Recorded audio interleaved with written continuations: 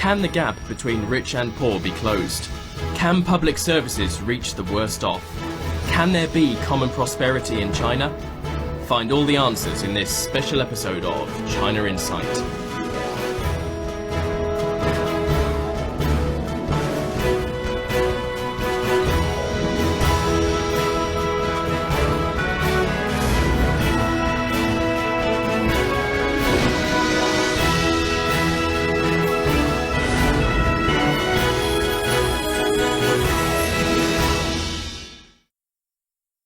1986年9月2日，美国哥伦比亚广播公司著名主持人华莱士采访了邓小平。That declaration from Chinese leaders to their people surprises many in the capitalist world. What does that have to do with communism? To get rich is glorious. 社会主义的财富属于全民，社会主义的致富是这个全民的共同致富。社会主义的原则是，第一个是发展生存，第二个是共同致富。我们的政策是允许一部分先好起来，一部分人必须先好起来，一部分人先好起来，目的是更快地这个实现共同致富。 That was Deng Xiaoping speaking over 25 years ago. People then knew how significant were his ideas, but few could imagine how dramatically they would change Chinese society. In the space of 3 decades, China went from being an undeveloped country to the world's second largest economy. 600 million people have been lifted from poverty. Average wages have risen 6-fold. And with these developments, old ideas and systems have given way to a new and confident society. But under the surface of this modern success story lie troubling factors. Wealth inequality is at a dangerously high level. Today, less than 20% of the people hold more than 80% of the population's entire wealth. The rich, those worth over 3 million yuan, are responsible for over half of the country's entire personal consumption. Every year, they spend the same amount of money as would 100,000 average households. But whilst Chinese millionaires discover the joys of luxury cars and exotic holidays, there are still at least 100 million poor. More than 30 million people suffer from starvation, and there are an estimated 10 million people without a proper roof over their heads.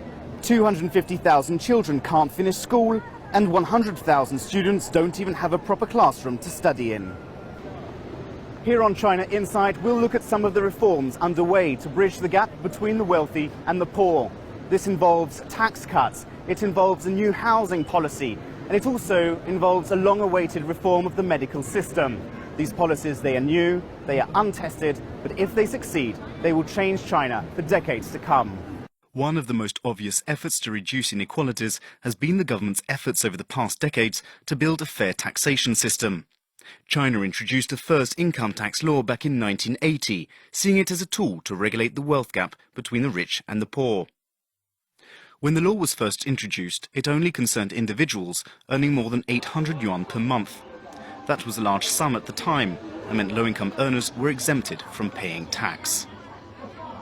Reforms continued over the years as people's income increased along with the cost of living. In 2005, lawmakers increased the tax threshold to 1,600 yuan and made it mandatory for individuals earning more than 120,000 yuan annually to file a tax declaration. The late 2000s saw successive changes to the tax law. In December 2007, the tax threshold was again increased, this time to 2,000 yuan. But for some, it still wasn't enough. Some of the country's top lawmakers and political advisers were pushing for the threshold to be raised again to 5,000 yuan, and some even debated the fairness of the system itself, recommending that households be taxed instead of individuals. This debate came to a head in 2011, after much debate and consultation with members of the public. The government increased the threshold to 3,500 yuan per month and simplified the overall structure of the taxation system.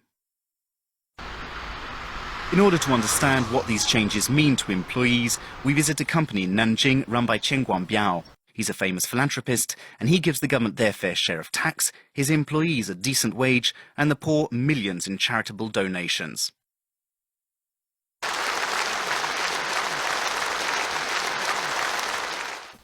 First, we meet Zhou Wei. He's the office manager and earns around